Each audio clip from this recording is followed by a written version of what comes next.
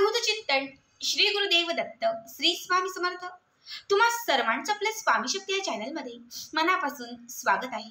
स्वामी तुम्हा सर्वांच्या सर्व चांगल्या इच्छा पूर्ण करो एवढीच स्वामींच्या चरणी प्रार्थना करते आणि आपल्या आजच्या या नवीन आणि सुंदर व्हिडिओला पुन्हा एकदा नव्याने सुरुवात करते। फक्त उद्या 26 डिसेंबर बघा, अत्यंत महत्त्वाचा आणि विशेष दिवस, कारण उद्या आहे मार्गशीर्ष पौर्णिमा आणि त्यासोबत उद्या आहे दत्त जयंती। खरं तर दत्त जयंतीच्या दिवशी आपण दत्त महाराजांना प्रसन्न करण्यासाठी असंख्य उपाय करत असतो आणि पौर्णिमेच्या दिवशी आपण माता लक्ष्मीच्या सेवा करत असतो।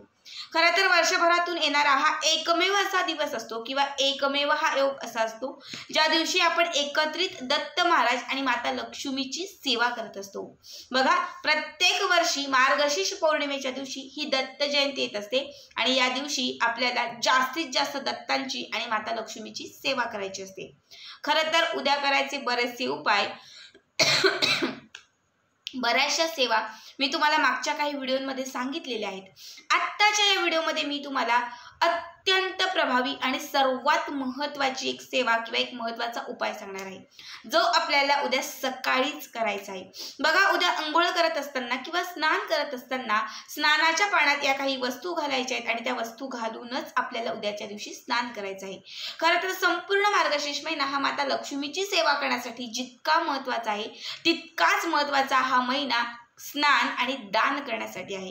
या महिन्यात तुम्ही बघत असाल बरेच भाविक लोक तीर्थस्थळी जातात आणि तिथे जाऊन स्नानाचं पुण्य मिळवतात। आता आपल्याला धार्मिक स्थळी तीर्थस्थळी जाऊन जरी स्नान करणं शक्य नसेल तरी आपण अगदी घरच्या घरी ज्या विशेष तिथी आणि विशेष मिती असतात या तिथींना आपण घरच्या घरीच अंघोळीच्या पाण्यात काही वस्तू घातल्या तर आपल्याला धार्मिक स्थळी जाऊन जे स्नानाचं पुण्य लाभणार आहे तेच पुण्य आपल्याला मिळून जाईल। बघा, उद्या आपल्याला सगळ्यांनाच माता लक्ष्मी आणि दत्तगुरूंच्या काही विशेष सेवा करायच्या आहेत। ह्या सेवा करण्याअगोदर आपलं स्वतःचं शरीर शुद्ध असणं किंवा स्वतःचं शरीर पवित्र असणं हे खूप महत्त्वाचं आहे।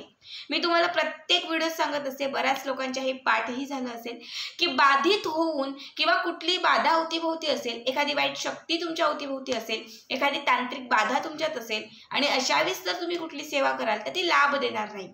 त्यामुळे जेव्हा तुम्ही पवित्र होऊन स्वच्छ स्नान करून एक विशिष्ट पद्धतीने जर तुम्ही स्नान केलं आणि त्यानंतर तुम्ही कुठल्याही सेवा केल्या तर त्याचं जे फळ आहे ते तुम्हाला त्वरित मिळेल। माता लक्ष्मी आणि भगवान श्रीहरी विष्णू दत्त महाराज हे आपल्यावरती अखंड प्रसन्न राहतील। बघा, खरं तर भगवान श्री विष्णूंचाच एक अवतार म्हणजे दत्तगुरु आणि ज्या घरात भगवान श्री विष्णूंची आणि दत्तांची सेवा केली जाते तिथे माता लक्ष्मी ही नेहमी स्थिर असते आणि उद्याचा जो दिवस आहे तो माता लक्ष्मीचा आणि त्याच्यासोबत दत्तगुरूंचाही आहे। त्यामुळे उद्याच्या दिवशी आपल्याला जास्तीत जास्त या दोघांची सेवा आणि उपासना करायची आहे। बघा, उद्याच्या दिवशी आपल्याला यांच्या सेवेसोबतच आपल्या घरातील नकारात्मकता, दारिद्र्य, वाईट शक्ती, बाधा, इडापिडा, ग्रहदोष, पितृदोष अशा प्रकारची कुठलीही नकारात्मक शक्ती घरात असेल तर त्याचा नाश करण्यासाठीही विशेष असे काही उपाय करायचे आहेत आणि याची सुरुवात आपल्याला सकाळपासूनच करायची आहे।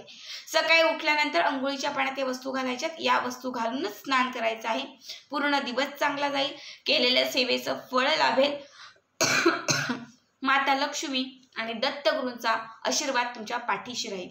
बघा, आता उद्या कशा पद्धतीने स्नान करायचं आहे, कुठल्या वस्तू घालायच्या आहेत हे सगळं पुढे सांगणार आहे। त्यासाठी आजचा व्हिडिओ स्किप न करता शेवटपर्यंत पहा आणि जे चॅनलवरती नवीन असेल त्यांनी लगेचच आपल्या चॅनलला सबस्क्राईब करा। खरं तर उद्या जे स्नान करायचे आहे त्याची सुरुवात आजपासूनच म्हणजे आजच रात्री आपल्याला करायची आहे। आज रात्री जेवण वगैरे झालं की त्यानंतर तुम्हाला काय करायचं आहे, एक लाल रंगाचा कापड घ्यायचा आहे, छोटासा लाल रंगाचा एक कपडा घ्यायचा आहे। यामध्ये तुम्हाला मुठभर किंवा अगदी चिमूटभर इतकं तरी तुम्हाला त्याच्यामध्ये मीठ घालायचं आहे। शक्यतो मिठाचे खडे घाला। आता मिठाचे खडे ज्यांच्याकडे नाही आहेत त्यांनी 1 चिमूट मीठ घाला। मिठाचे खडे असतील तर 2-4 खड्यांमध्येच अगदी इतके खडे होऊन जातात। समजा नसतील तर वाटलेलं जे बारीक मीठ असतं ते चिमूटभर मीठ तुम्हाला त्या कापडावरती ठेवून द्यायचे।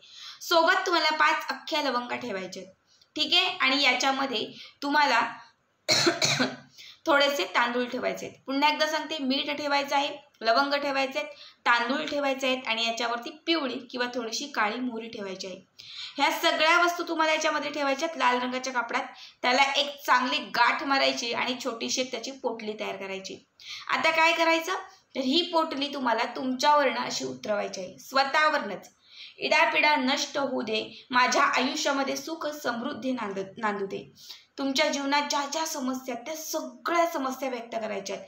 मग आर्थिक असतील, कुठल्याही असतील, त्या सगळ्या कर्जाच्या असतील, मुलांच्या असतील, तुमच्या जीवनातील असतील, नोकरीतील असतील, व्यवसायातील असतील, ह्या सगळ्या समस्या सुटण्यासाठी मनापासून प्रार्थना करत तुम्हाला 5 किंवा 7 वेळा हे स्वतःहून उतरवायचं आहे.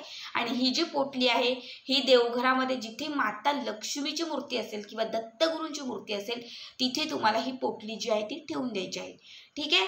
यानंतर बाजूला एक अगरबत्ती पेटवायची आहे आणि ही अगरबत्ती त्या पोटलीला तुम्हाला अशी ओवाळायची आहे. त्यानंतर ही अगरबत्ती बाजूला लावून द्या. आता तुम्हाला रात्री झोपायचं आहे. जेव्हा तुम्ही सकाळी उठाल, बघा शक्यतो उद्याच्या दिवशी तुम्हाला लवकर उठण्याचा प्रयत्न करा, कारण दत्त जयंती आहे. ठीक आहे. लवकर म्हणजे कमीत कमी 5:30च्या आत, म्हणजे 5, 5:30, 4च्या दरम्यान तुम्हाला उठायचंच आहे.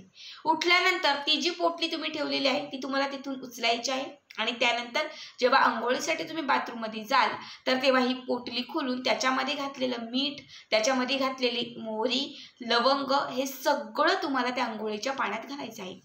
त्यासोबत उद्याच्या दिवशी तुम्हाला औदुंबराच्या झाडाची माती, आजूबाजूला कुठेही औदुंबराचं झाड असेल तर त्या झाडाची माती, आता औदुंबराचं झाड नसेल तर मग तुळशीच्या जवळची जी माती असते ती थोडीशी माती तुम्हाला काढायची आहे आणि ही अगदी थोडीशी चिमूटभर माती तुम्हाला त्या अंघोळीच्या पाण्यात घालायची आहे. बघा औदुंबराच्या झाडावर साक्षात दत्तगुरूंचा वास असतो आणि उद्या जर या पाण्याने तुम्ही म्हणजे ही माती घातलेलं पाण्याने जर तुम्ही स्नान केलं तर तुमचं शरीर पूर्ण पवित्र होईल. कारण ही माती जी आहे ती औदुंबर वृक्ष तिथे असल्याने किंवा औदुंबराच्या जवळ असलेली ही माती ही अत्यंत पवित्र मानली जाते. या मातीच्या किंवा या वृक्षाच्या आजूबाजूला कुठलीच नकारात्मकता, वाईट शक्ती ही वास करत नाही किंवा अवतीभोवती कधी फिरतही नाही. जेव्हा तुम्ही ती माती चिमूटभर अंघोळीच्या पाण्यात घालाल तेव्हा कुठलीही कितीही मोठी बाधा तुमच्या आयुष्यात असेल, तुम्हाला त्रास देत असेल, तुमच्या अवतीभोवती फिरत असेल तर त्या बाधेचा क्षणात नाश होईल. समजा नाहीच भेटली औदुंबराची माती किंवा औदुंबराचं झाड तर मग तुळशी जवळची माती घ्या. ठीक आहे. यासोबत तुम्हाला या आंघोळीच्या पाण्यात थोडंसं गोमूत्र घालायचं आहे, गंगाजल घालायचं आहे आणि थोडीशी अगदी किंचित तुम्हाला हळद घालायची आहे. हे सगळं मिक्स करायचं आहे आणि त्यानंतर तुम्हाला ओंजळीने तुमच्या डोक्यापासून खालपर्यंत असं 5 ते 7 वेळा तुम्हाला ओंजळभर पाणी घ्यायचं आहे आणि त्यानंतर पुढचं स्वच्छ स्नान करायचं आहे. यानंतर मग तुमच्या ज्या काही सेवा असेल, स्नान झालं, स्वच्छ कपडे परिधान केले की त्यानंतर तुमच्या ज्या काही उद्याच्या सेवा आहेत त्या सगळ्या सेवा तुम्हाला करायच्या आहेत. अत्यंत साधा सोपा उपाय आहे. उद्याच्या दिवशी या पद्धतीने जर तुम्ही स्नान केलं तर तुम्हाला धार्मिक स्थळी जाऊन स्नानाचं जे पुण्य आहे ते संपूर्ण पुण्य लाभेल. इडापिडा नष्ट होईल, दारिद्र्य नष्ट होईल, इच्छा पूर्ण होतील, दत्तगुरू आणि माता लक्ष्मीचा अखंड आशीर्वाद तुमच्यावरती प्राप्त होईल. तर आजचा हा व्हिडिओ, आजचा उपाय कसा वाटला नक्कीच कमेंट करा आणि असेच पुढचे व्हिडिओ पाहण्यासाठी चॅनलला सबस्क्राईब करा. ॲक्च्युली माझी थोडीशी तब्येत ठीक नाही आहे, काही शब्द कळले नसतील तर नक्कीच कमेंटमध्ये विचारा. तुमच्या कमेंटमध्ये विचारलेल्या प्रश्नांची उत्तरं देण्याचा मी नक्कीच प्रयत्न करेन. श्री स्वामी समर्थ. जय जय स्वामी समर्थ.